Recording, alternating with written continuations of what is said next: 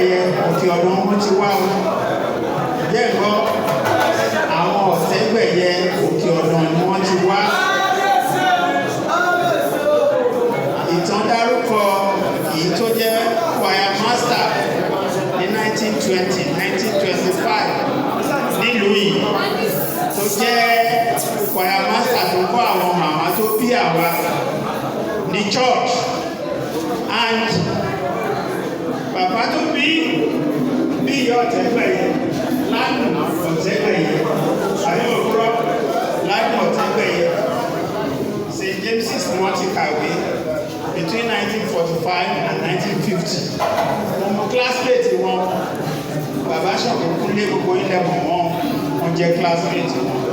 Ìgbà tá a fẹ́ pa diocese ní 1992 gbogbo wọn jọ ń ṣèpàdé nílà rẹ̀.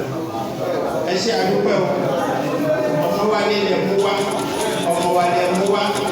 Bàbá ti Biyi Otegbeye ádá fún yín o, ádá fún yín o, ádá fún yín o, ádá fún yín o. Ẹ̀gbẹ́gbà orókè o, ayé yẹn á rójú o, ọ̀nà yẹn á dá o, ẹ̀gbẹ́gbà olúborí o, inú yẹn á dùn o.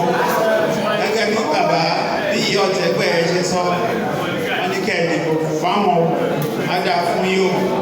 Jẹ́ bàbá mú ìwà ọ̀làdé bọ̀bọ̀ yìí. God bless you. God bless you. God bless you. The fifth paramount ruler. I mean, that's the nickname we gave to you.